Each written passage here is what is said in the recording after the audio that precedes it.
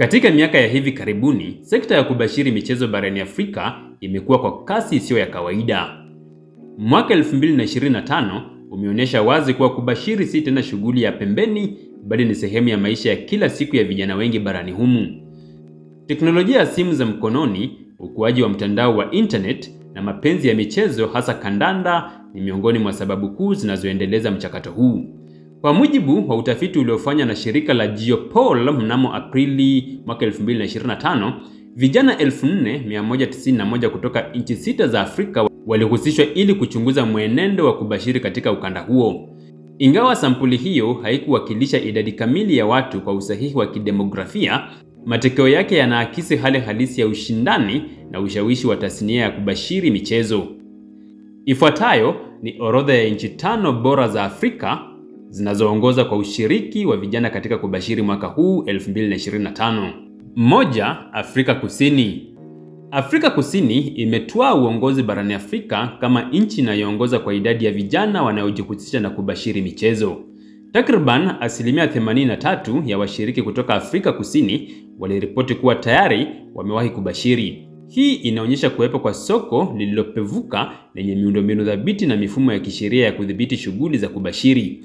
Upatikanaji wa simu janja kwa wingi na matumizi ya programu za kubashiri umekuwa kichocheo kikubwa cha vijana mjini. 2. Kenya. Kenya, ambayo hapo awali ilikuwa kinara wa kubashiri barani, sasa imeshika nafasi ya pili kwa 79% ya vijana wanaojihusisha na shughuli hii. Mfumo wa USSD na matumizi ya huduma za kifedha kupitia simu, mobile money, umeifanya Kenya kuwa kitovu cha ubunifu katika kubashiri.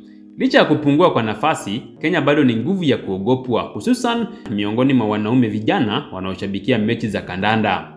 Namba 3, Tanzania. Tanzania imekuwa ikipanda daraja kwa kasi katika ulimwengu wa kubashiri. Kwa sasa, 74% ya vijana waliohojiwa nchini humo walidhibitisha kuwa wanabashiri. Umashuhuri wa ligi za ndani na zile za kimataifa pamoja na ongezeko la upatikanaji wa internet umechochea hali hiyo.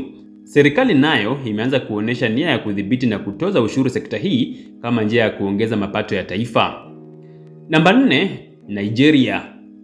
Nigeria, taifa lenye idadi kubwa zaidi ya watu Afrika, linashika nafasi ya 4 kwa 73% ya vijana kushiriki katika kubashiri.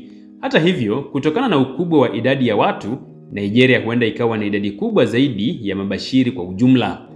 Msukumo mkubwa wa kubashiri nchini humo unatokana na upendo mkubwa wa kandanda, changamoto za ajira kwa vijana na matarajio ya kupata kipato haraka kupitia bahati nasibu. Namba 5 ni nchi ya Uganda.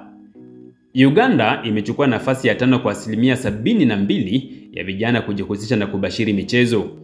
Utamaduni wa kubashiri miongoni mwa vijana wa Uganda umekuwa ukiongezeka hasa kupitia simu za mkononi. Licha ya changamoto za kiuchumi, vijana wengi bado wanachukulia kubashiri kama njia ya kujiburudisha na kwa wengine chanzo mbadala cha kipato. Utafiti huu wa Geopol ulifanywa kupitia programu ya simu ambapo 68% ya waliohojiwa walikuwa wanaume na 32% wanawake.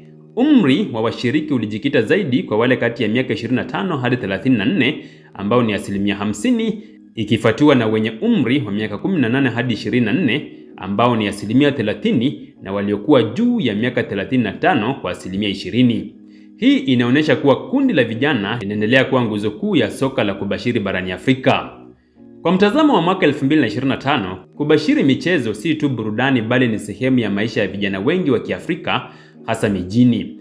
Ingawa kuna wasiwasi kuhusu athari zake za kijamii na kiuchumi, ukweli ni kuwa sekta hii imeingiza vijana wengi katika mazingira ya kidijitali, kifedha na hata kielimu kuhusu michezo. Changamoto kwa serikali ni kudhibiti sekta hii kwa busara bila kuua ubunifu na fursa zake.